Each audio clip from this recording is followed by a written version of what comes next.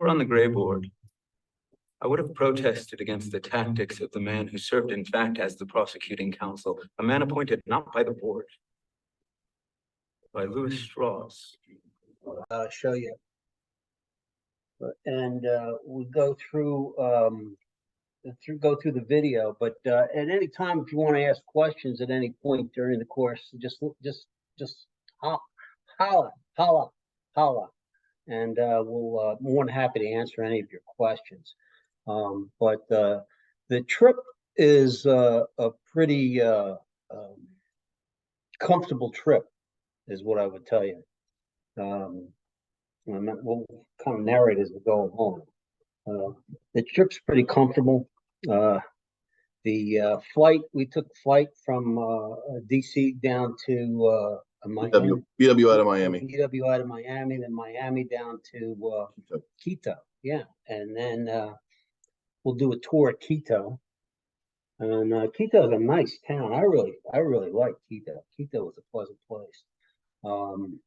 And it was beautiful. People were pleasant. There's a lot of nice stuff to see in Quito. So spent a day in Quito, and after enjoying that city, it's also the capital of Ecuador as well. And yeah, it had a little bit of a problem there, but we resolved it and moved on. But it's a quirky place. Yeah. So yeah, all the pictures you're seeing going across right now, this is Quito. The day tour that we did, we worked out a trip with the resort or the hotel that we stayed at that night. And the next day they gave us a taxi driver. He took us into town. We bought him lunch and he gave us a great tour. It was a lot longer than it was supposed to be. Saw a lot of good things, a lot of stuff that we never would have seen otherwise. This trip does have a tour built into it. So that's not something you would have to worry about paying for. So you'll be able to go to downtown Quito, same as we did, and you'll be able to see everything that is there to be seen. There's a handsome fellow right there, probably about 40 or 50 pounds lighter than he is right now. And so the next day we flew from Quito to San Cristobal. That's where we met up with the boat. The boat that we went on was Galapagos Sky, as opposed to the one that we're doing this time, the Tiburon Explorer. The boat we're doing this time is only a couple of years old, so everything is very new. And if you take a look at, if you get a chance to look at the website, which we'll probably share that video here in a little bit as well. If you look at the website, the boat has just about every amenity you could want on it. Hot tubs, real nice bedrooms, bathroom, real nice bathrooms, good dining area, really, really nice setup. So the first day we went to the island that we went to was basically to do a quick land tour. Saw the blue-footed boobies. Penguins, penguins, blue-footed boobies.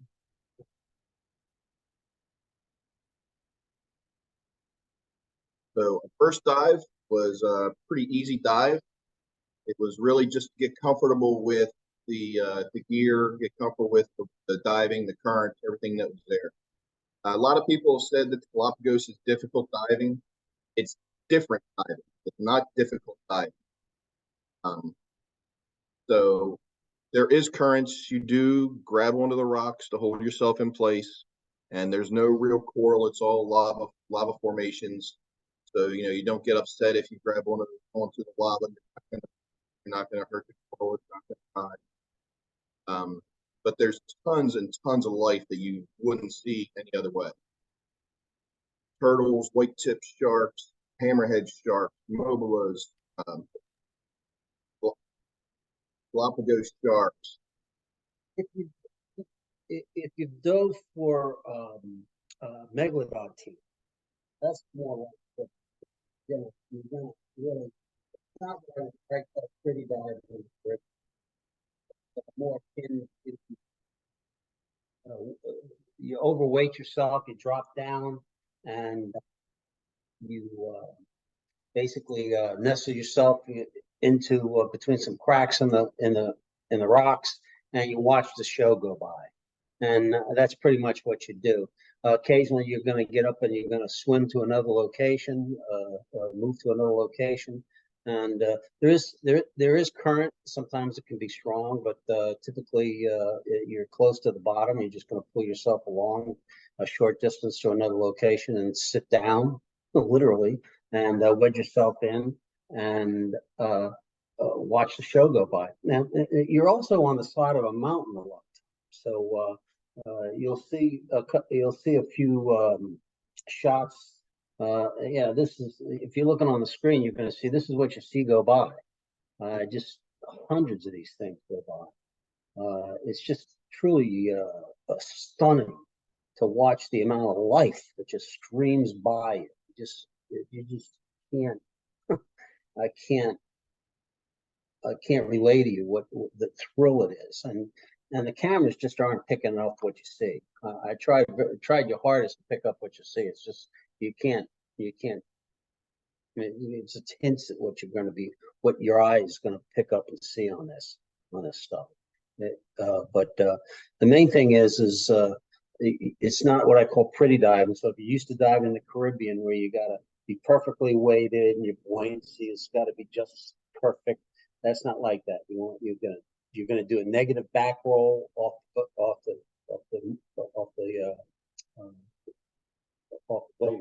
Panga into the water, drop down quickly and get down to the bottom, and then find your spot and watch a show go by. So there's a couple questions in the chat. Feel free to put questions there. We'll get to those in a little bit. So, if there's something you're curious about, just throw it in and we'll answer those shortly. Yeah. When you look at the some of the videos, it does have the temperature there in Celsius.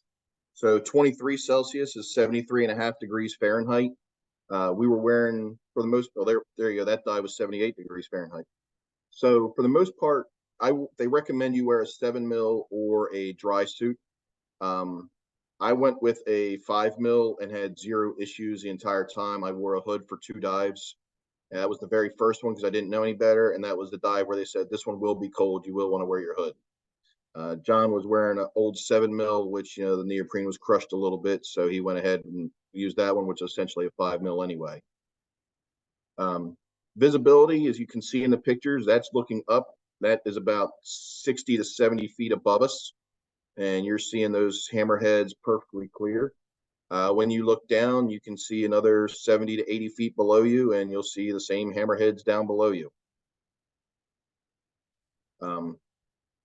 A little something on thermal protection. The temperatures vary. Wolf and Darwin, which is where the action is.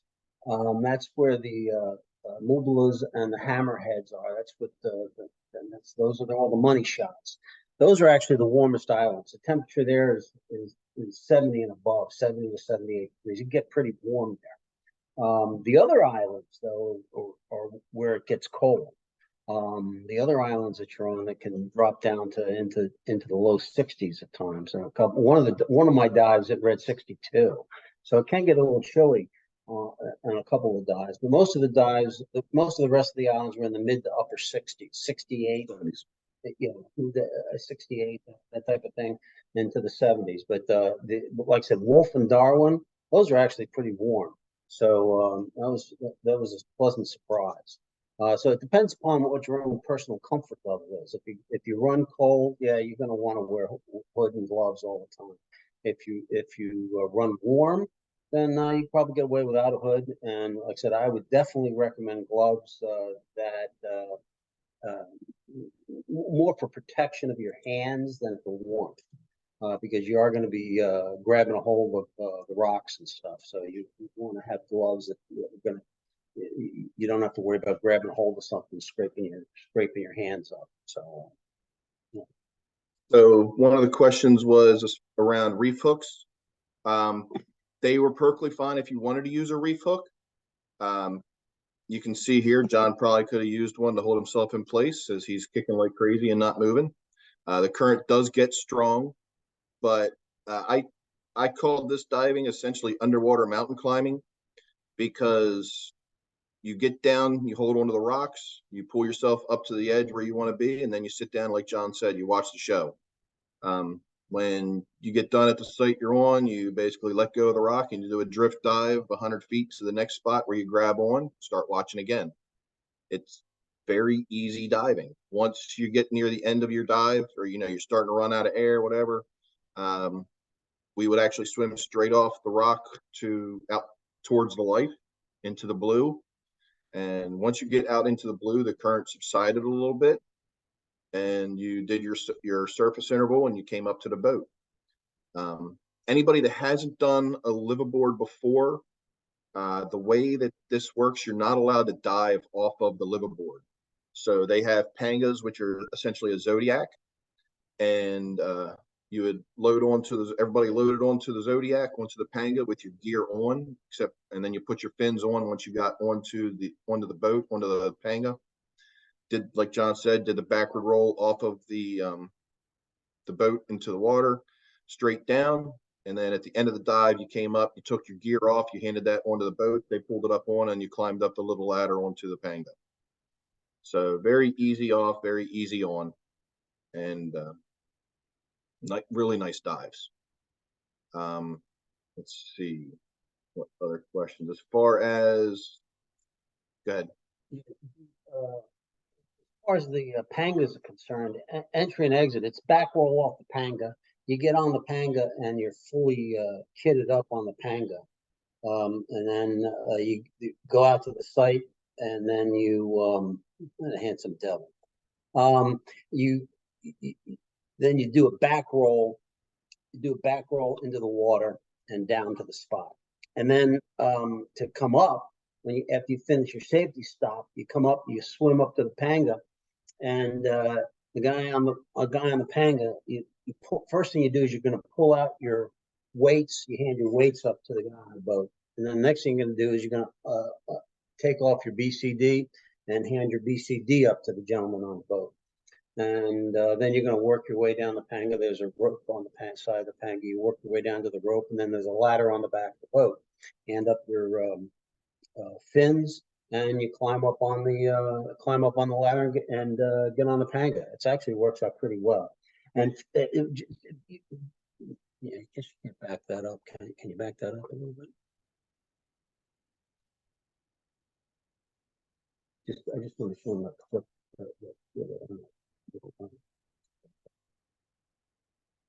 And I want to point out if you look at this, yeah, this is good. You see him holding on. If you see, you're really, most of the time we spend on the side of a cliff, and that's what that is. If you were mountain climbing, most of us wouldn't attempt this because it's a straight drop down, and so you're hanging on to the side of the mountain, like I said, and watching all the animals, just all the macro life just stream by. It's just incredible to see. So lots of stuff that you see, to see the sea lions, they're extremely playful. Swimming around you. There was one here, you can see he comes straight up at me. The marine iguanas, which I think we'll get to those here in a minute if we haven't gotten to them already. Marine iguanas, this is the only place in the world you're going to see them. They'll sit on the rocks, on the lava rocks, they'll warm themselves up. Once they get to a comfortable temperature, they jump into the water, go down. The water's only about 11 feet deep where we were at. And, they'll come down to 11 feet. They'll sit there on the rock and they'll eat the algae that grows on the rocks. After about 30 minutes, they go back up to the surface. And it's just like looking at a dinosaur in the water. I mean, it's just incredible watching them swim and watching them sit there. And you can get as close as you want. You can probably touch them if you wanted to. I didn't. That's about 27 feet of water, so the temperature is pretty warm, so it's pretty comfortable. That particular dive is pretty comfortable. Let's see. And you also get the cormorants would come through as well. So John actually lucked out and got a picture. He was taking a picture of one of the marine iguanas, and all of a sudden he saw a splash next to him in the water. Next thing you know, the next clip he took on his camera was a cormorant swimming right in front of the just flying right in front of the iguana. So definitely not a picture he planned, but it worked out. Couldn't have worked better.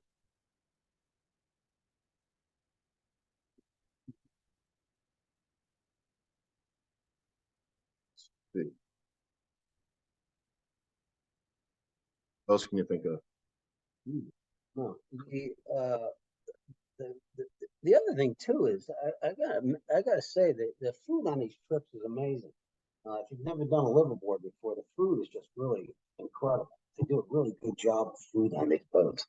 Um, so bring your appetite and bring your sense of adventure, because I ate stuff on this trip I didn't even know what it was I was eating half the time. I didn't recognize it. And then when they described it to me, I didn't understand what they were saying. So bring your sense of adventure with you. It was great. It was a lot of fun. I enjoyed it. I enjoyed the food tremendously. So that was a trip. That was a trip too. So the diving, you're going to do 4 dives a day. One day we may do 5. So you'll start off, you'll get basically a real light breakfast. You'll hop in your gear, you'll hop on the boat, go and do a dive. You'll come back, they'll give you, hot chocolate or tea or whatever they had for this particular dive to warm you up, and you'll eat breakfast. After breakfast, you'll rest for about half hour to an hour, and you'll jump back in the water. Do your second dive. Finish your second dive, and now it's lunchtime. Have lunch, then you go ahead and you'll get after lunch, you go ahead and do dive number 3.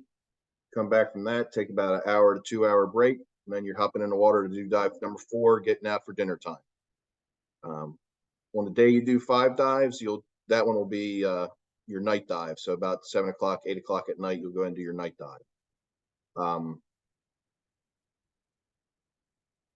Now, the other thing, it came up earlier, but if the other thing I would suggest, if any of you haven't had nitrox, I would highly recommend that you take nitrox, you get a nitrox certification. Nitrox certification is basically a couple hours online and less than an hour hands-on. No diving involved, and it will add tremendously to your enjoyment on the trip, because all the diving you're doing, you build up a lot of nitrogen pretty quickly, and so it's good to have the night dive with the nitrox. So you get towards the end of the week, you'll be happy you're diving with nitrox. There's a good shot of looking down the cliff. I'm standing on the edge of the cliff looking down. That's literally looking down.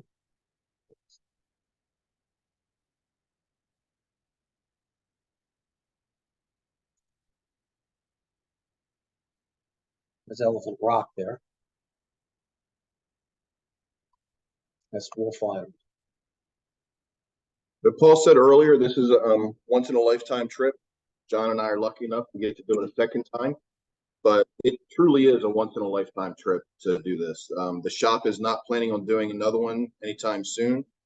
In fact, they weren't really planning on this one, but we got a pretty good deal to do it. So that's why we decided to go ahead and do this one.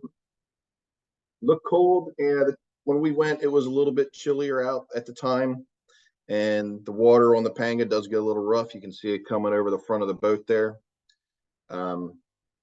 But that's like the roughest that you'll have is that. And the pictures you're looking at now at Darwin's Arch, and it is amazing how close you get to the walls, how close you get to these things when you go dive. It's astounding.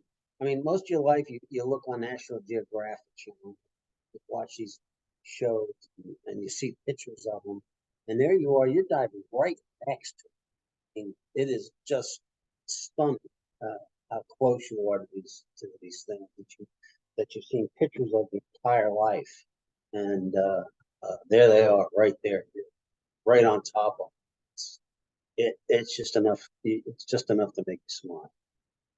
Yeah, that's a Galapagos traffic jam. It gets real interesting here in a minute.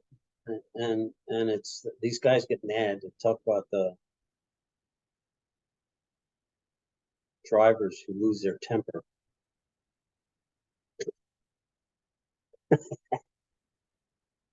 Well, little rear end action there, So what kind of questions do you guys have? How long are the dives without nitrox on average? So everybody on the trip dove nitrox. The dives ran roughly. The dives are about an hour long, and on nitrox, it's not going to limit your dive length. It's going to limit how many dives you get. When you're doing 4 dives a day or every single day, if you're not diving nitrox, you won't be able to do all 4 dives. So it's not extending the length of your dive as much as how many dives you actually get in. You are in the middle of nowhere with this trip. Because of that, you might see it in some, if you look at a little orange thing hanging there to the side of John's head, that's a Nautilus GPS locator. So they did provide those for all of us on that trip. I'll check and see if they provide them on this trip as well. I'm not sure. What those would do is if you got separated from the boat, you would lift that above the water, extend the antenna, activate it, and it would send out a GPS signal to the Coast Guard, any vessel that was in the area, and basically say, I need help. And they would send people out to get you. There's some of that wonderful food. So those Nautilus things, we do sell them in the shop if they don't provide them on the boat, but we can check on that and see if they will be provided. And really, if you're doing any open water diving, even the Meg Ledge down in North Carolina, I would recommend you having them, because they did have a few people get separated from their boat and they were missing for 39 hours this year. Wow. Let's see. Any thoughts on ping bottles? What do you mean by ping bottles, Dan?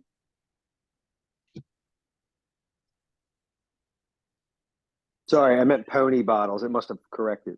Pony. They did not have pony bottles, so that wasn't an option.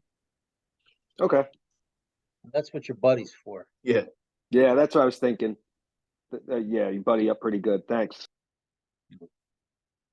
Recreational diving, Dan.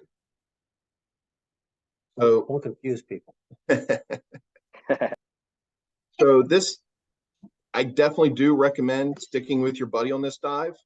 I don't normally run out of air on a dive, but I did end up having to, we didn't run out, but we did run low. And John and I, we shot up the surface marker buoy, we headed off, and the panga found us, a couple minutes later when we surfaced. So they definitely look for you.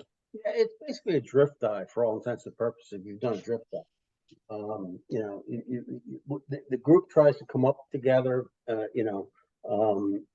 the currents being what it is you try and stay together. But it's if you've dove in Cozumel or something like that, it's kind of like that. You all come up and it's out in the blue water, and the boats pick you up. They watch your bubbles, so they're aware where you're at. So if you surface, you have to surface early. It's not a big deal.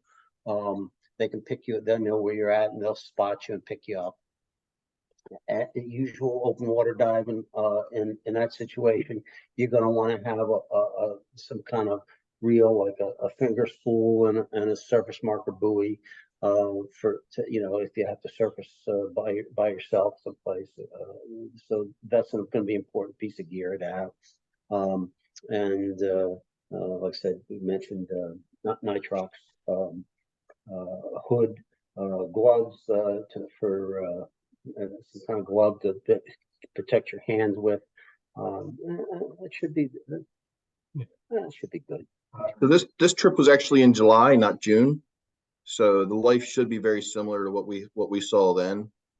The tanks, they had 12 liter and 15 liters, so 80 and 100 cubic foot tanks. If we wanted hundreds, we requested them. I'm sure this trip will be the same exact way. We just have to make sure. So when we did it, what they sent us out the paperwork ahead of time to have filled out before the trip, and on that you requested a larger tank if you wanted it. So remember, these boats, they go out, they sit out there, they only have one on what they have. So if you want a larger tank, you need to make sure you request it ahead of time. Yeah, the interesting thing is when we go out there on some of the other islands, you'll see the National Geographic cruisers, the big boats, like they're almost like small cruise ships, and they're out there on some of the other islands. But when you get out to Wolf and Darwin, you will not see them. There's only a limited number of boats that are allowed out to those islands. And guess what? You'll be on one of those that are limited out there. When we were out there last time, Wolf and Darwin, we only saw one other boat the whole time we were on those two islands. And the result was that your dive basically, the only people you dive with are people on the boat. So it's really nice. The pressure on those two islands is extremely limited. So it's nice. The life is really protected on those two islands compared to a lot of places. So that's one of the reasons why it's so healthy. Mhm. And if you look at some of the pictures as we go through it, there's a lot of other animals swimming around. Not just the sharks and the mubelas too. There were a lot of other animals floating around there too to see. Everything from seahorses, and there's a lot of other animals there too that you could pick up on too if you paid attention to what was going on around you. Yeah. This is the boat that we're actually going to be on. This video, I don't know how well it's flowing on your screen. This is right off the website, the Dive Shop website. So if you look there, it's actually there, so you can see it. Same thing, backward roll into the water, all kinds of life there for you to see.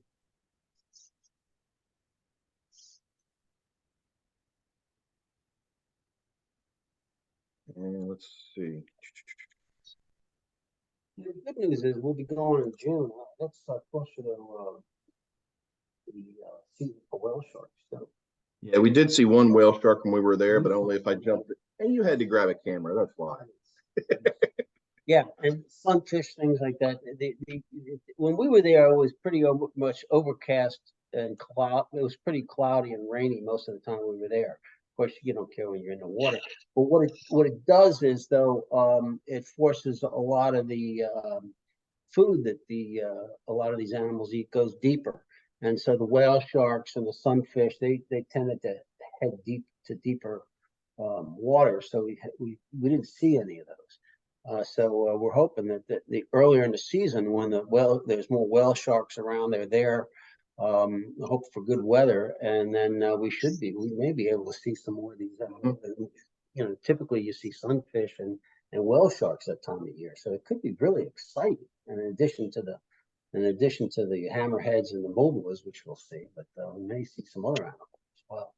So it could be exciting. So what kind of questions do you guys have for us? Or what fears do you have that we can dispel? Make worse.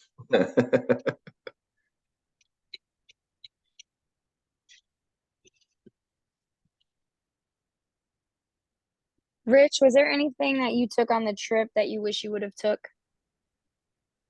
that I didn't take that I wish I would have? Yeah, like on the last one that you're like, oh, I wish I would have had that. I always overpack. Yeah, I mean, so probably the only thing for me would have been maybe a better camera for on land. You don't spend a lot of time on land, but when you do, there is stuff worth taking pictures of. But the iPhone cameras work really good anymore, so those are good. You definitely want to take a camera. There's so much life.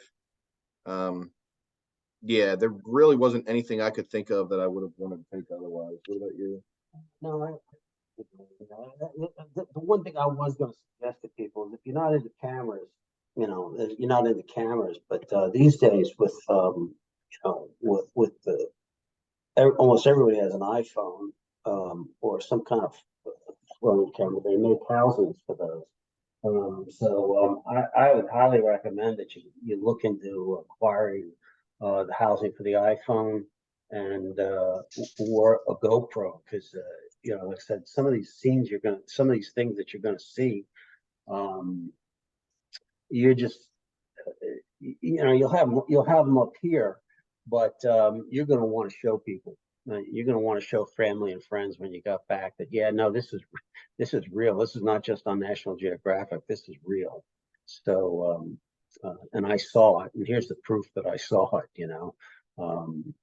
It's just, it is just to this day, I still pick them up and I still pull all these pictures up and look at them. It's just really a remarkable experience. I mean, I grin every time I look at some of these pictures still. Because it was a lot of fun to be there and to witness all this life going by. It's just the volume of life.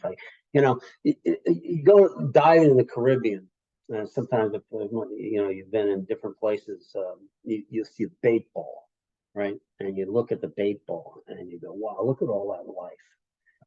Think of the bait ball as being stretching as far as you can see, and instead of being a little tiny fish, it's hammerheads, 2,000-pound hammerheads. Yeah, that's what you're going to be experiencing. So yeah, it's going to be you're just the trouble you're going to have is keeping the regulator in your mouth because you're going to be doing a lot of this. And so duct tape might be good too. You might want to bring duct tape with you to wrap around your head to keep your regulator in your mouth. That would be one thing you might want to bring. One thing they did do that I liked is in between dives and at night, they would actually do like a PowerPoint presentation on the stuff that you saw that day or you might see the next day. Gave you a little bit of history about the area and history about the sea life that was there.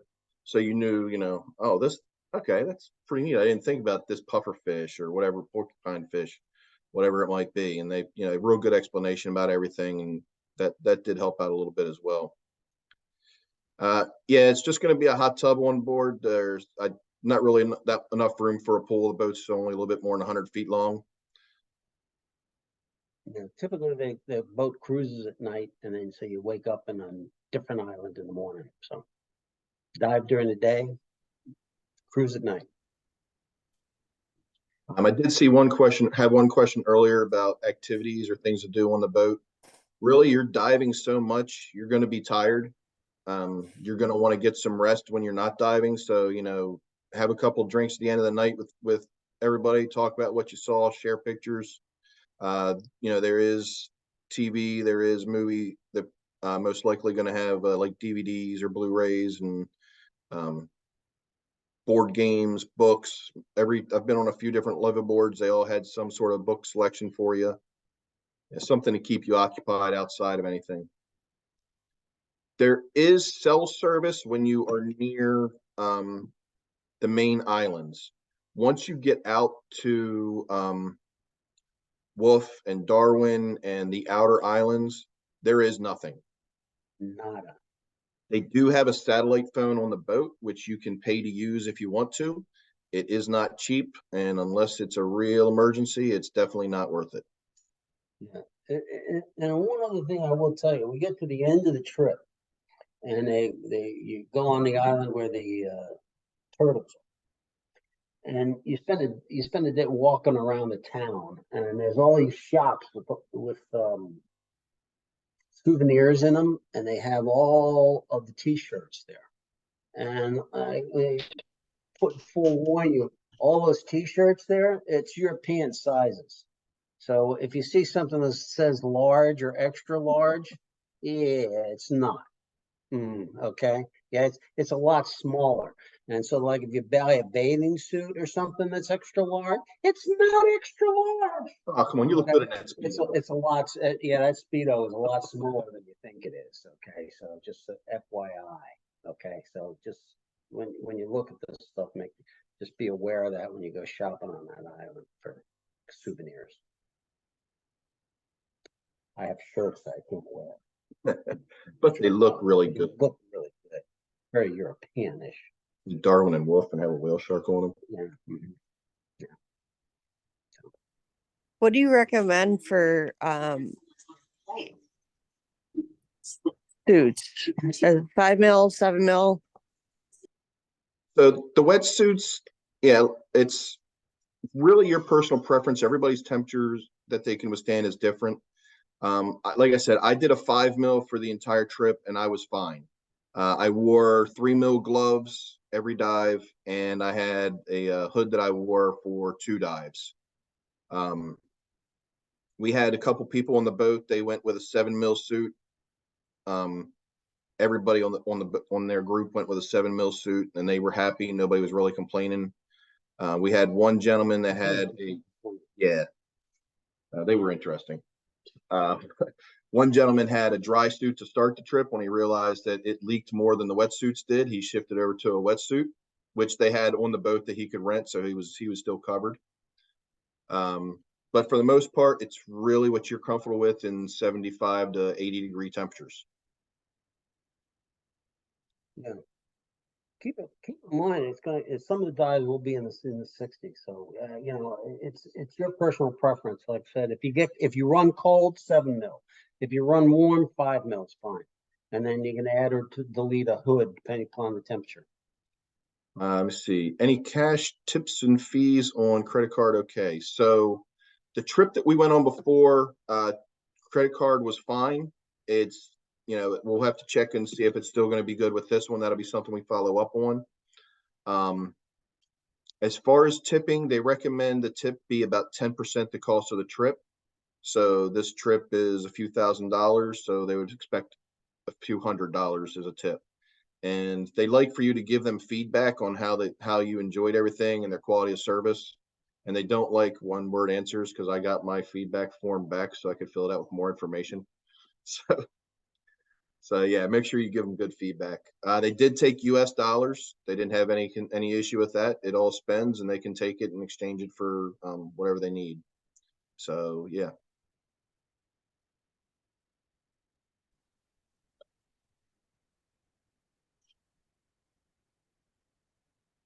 Somebody's trying to say something. It wasn't coming through though.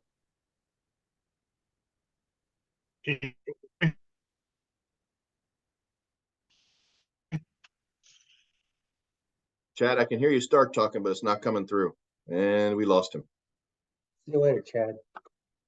Let me see. You mentioned we'd be on a different boat, but so the boat that we went on last time was Galapagos Sky. I think this one might be the same company, because the hammerhead that's painted on it is the same hammerhead emblem that was on the other one. So I don't know if maybe they sold out to this company and it's a newer boat. This is the boat that we're going on this time is a different boat than the last one though. It's also a lot newer boat. This boat here is only about 2 to 3 years old.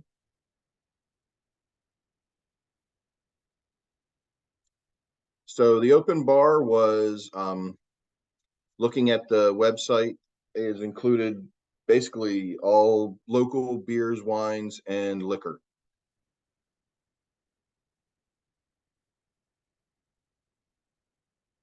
And then they had, you know, sodas and tea and whatever else you may want was all included as well.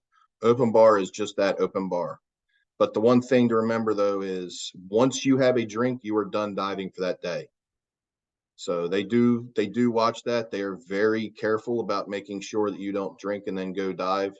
So if you think you're done for the day and you want to have a drink, go for it, but don't expect to jump in the water afterwards. They do watch that. It is most likely grab your own and go. Every liveaboard I've been on, it was, you know, the bar was open to you. Make your drink as strong as you wanted. Beer was yours. Get what you wanted. Oh, and there's a separate entry process for actually getting on Galapagos. So when you know, you fly into Ecuador, you go through the usual customs and, you know, that kind of stuff that you used to going into a different country. But when you get to Galapagos, it's almost a repeat. You got to go through the same thing again. And what's really cool is you get a Galapagos stamp in your passport. So yeah, you'll get they have a separate stamp for that. So which is, make sure you get your Galapagos stamp.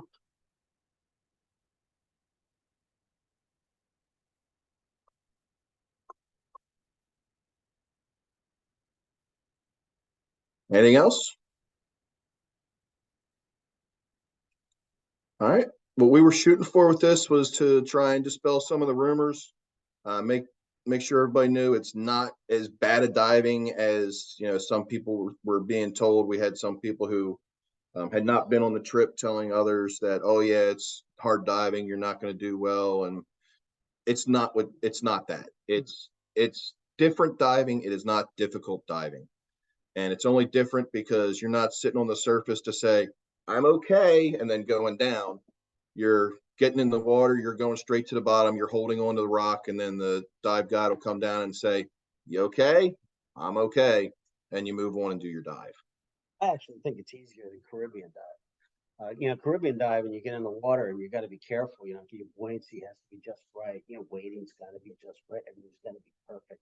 You don't want to damage the reef. You get all that. Galapagos, they don't care. You get down to the bottom and hang on. So you be overweighted. You get down to the bottom. There's none of this.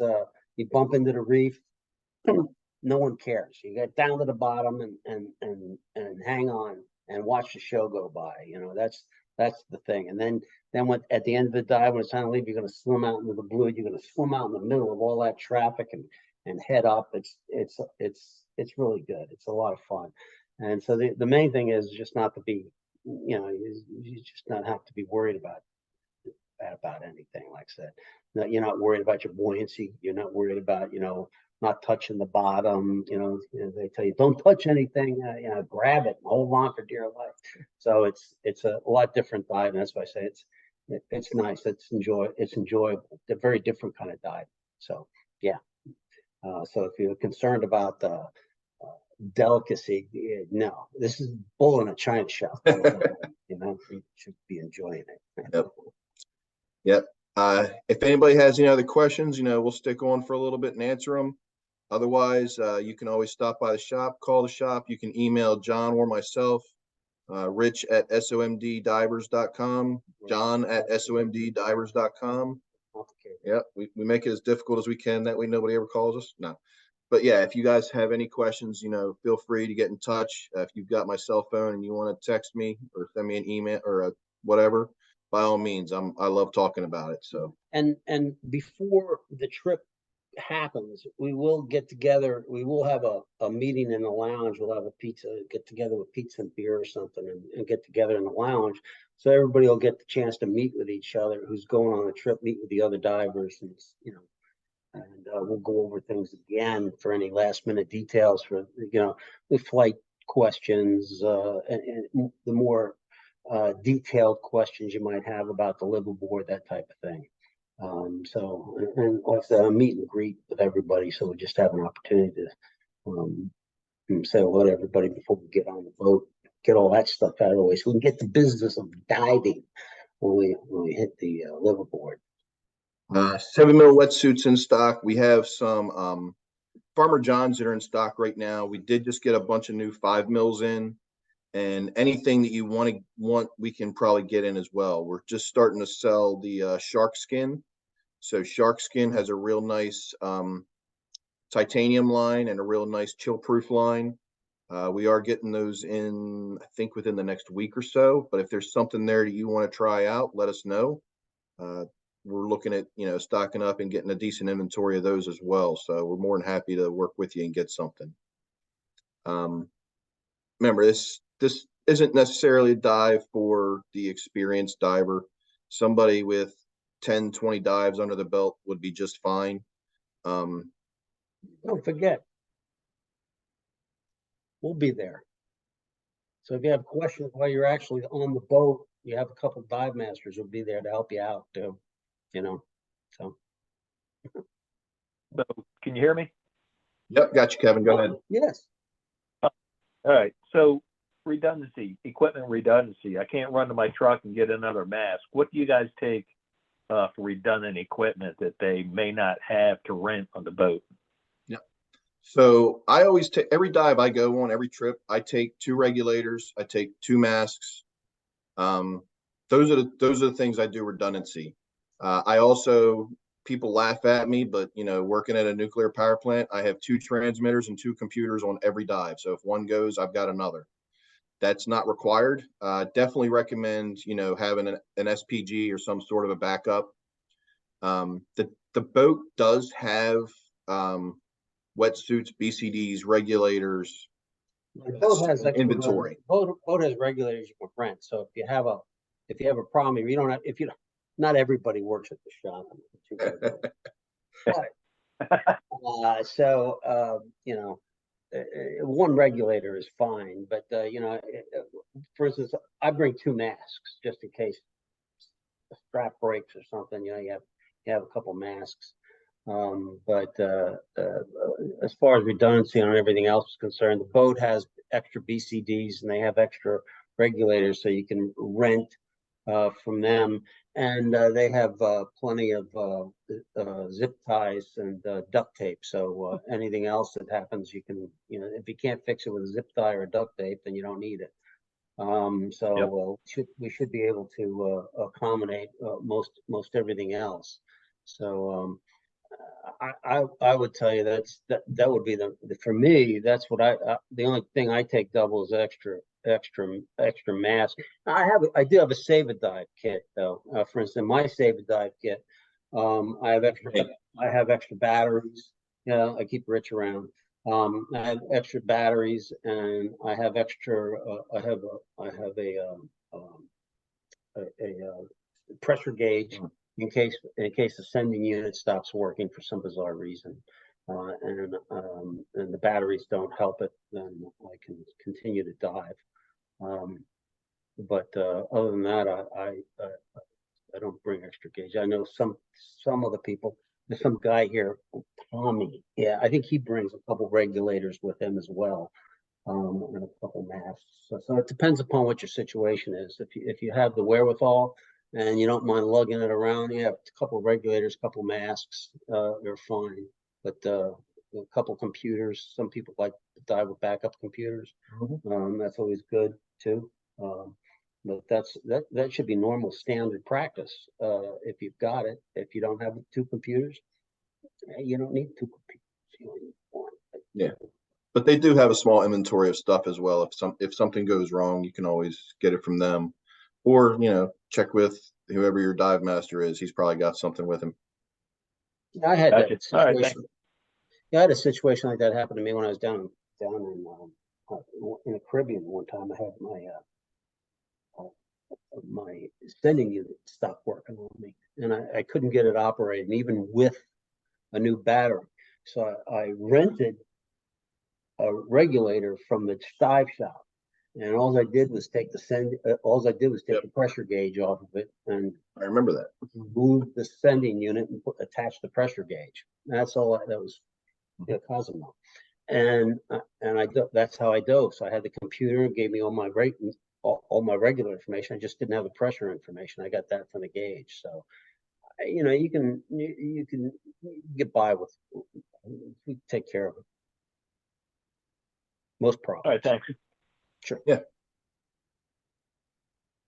Anybody have anything else? Quiet crowd. All right. Again, Thank if anybody, you. yep, no problem. Again, if anybody has anything else, shoot us an email, call the shop. If you need bail money, you can call me. Yep. I'm going to give it Thanks, to you. I just guys. like stories from jail. I find those one really amusing. All right. Everybody have a great night, and thanks a lot for tuning in. If you haven't signed up yet, or somebody that hasn't, tell them to sign up. If you're interested, talk to us. Yeah. There's still It's gonna be a openings. blast. It's going to be a blast. Thank you. All right. Good night, folks. Thank you both.